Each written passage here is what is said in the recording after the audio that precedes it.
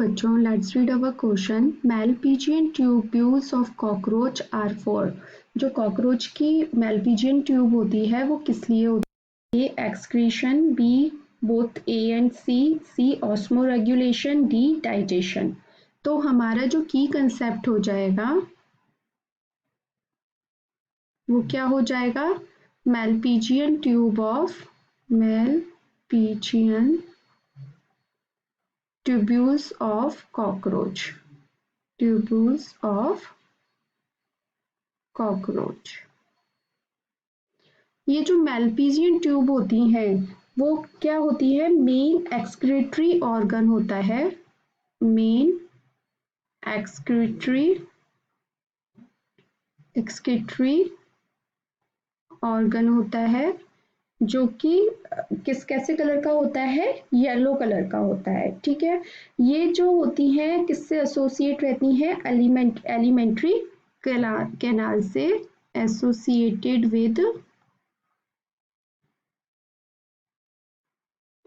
Alimentary canal.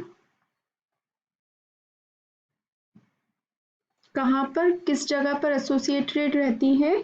जहाँ पर कि मिडगट और हाइंडगट आपस में मिलते हैं उस जगह पर ये क्या मेलपीजियन ट्यूब्यूल्स जो होती हैं एलिमेंट्री कैनाल से एसोसिएटेड रहती हैं। नंबर में कितनी होती हैं ये? 100 to 150 इन नंबर्स में होती हैं। उसके बाद ये कलेक्ट करती हैं एक्सक्रीटरी सब्सटेंसेस को from the haemocoel. Collect excretory substances from homoseal। ठीक है, उसमें ये फ्री रहती है। अब ये जो एक्सक्रीटरी सब्सटेंस होता है वो क्या होता है? मेन जो होता है वो होता है पोटेशियम यूरेट। क्या होता है? पोटेशियम यूरेट होता है। ठीक है, अब ये जो पोटेशियम यूरेट होता है वो कन्वर्ट हो जाता है यूरिक एसिड और पोटेशियम बाइकार्बोनेट में, which enters into alimentary canal by pulsation. ठीक है, अब वाटर जो एब्जॉर्ब हो जाता है वो तो एलिमेंट्री कैनाल से एब्जॉर्ब हो जाता है और जो एक्सक्रीटरी मटेरियल होता है और जो अनडाइजेस्टेड मटेरियल होते हैं वो बाहर निकाल दिए जाते हैं। ठीक है, तो पोटेशियम यूरेट जो होता है वो किस में चेंज हो जाता है? कन्वर्ट हो जाता है uric acid plus potassium bicarbonate. Potassium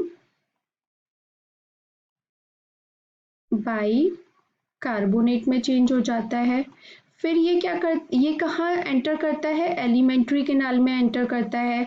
alimentary canal में क्या होगा? वाटर जो होगा और जो भी अच्छा चीज होगी वो क्या हो जाएगी? एब्जॉर्ब हो जाएगी। बाकी का जो होगा एक्सक्रीशन होगा वो किसके थ्रू कर दिया जाएगा? मेलपीजियन ट्यूब्यूल्स के थ्रू बाहर एक्सक्रीट कर दिया जाता है। ठीक है, अब ये जो मेलपीजियन ट्यूब्यूल से एक्सक्रीटरी जो मटेरियल है वो बाहर निकाल दिए जाते हैं। और ये जो मेलपीजियन ट्यूब्यूल होती हैं वो कैसी होती हैं? एंटेरोनेफ्रिक होती हैं और हेल्प करती हैं ऑस्मो रेगुलेशन में। Malpighian tubules are enteronephric and help in osmoregulation।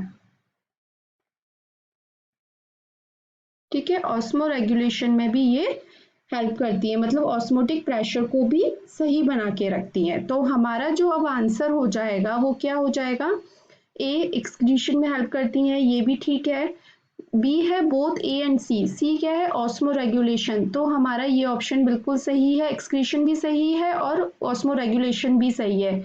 लेकिन दोनों है तो मतलब both A and c is the right answer. ठीक है, डाइजेशन नहीं होगा तो हमारा जो आंसर होगा दोनों है, मतलब एक्सक्रीशन और ऑस्मो रेगुलेशन। तो ऑप्शन जो आंसर बनेगा वो बनेगा option b both A and c. I hope आपको ये आंसर समझ में आया होगा। Thank you so much, all the best.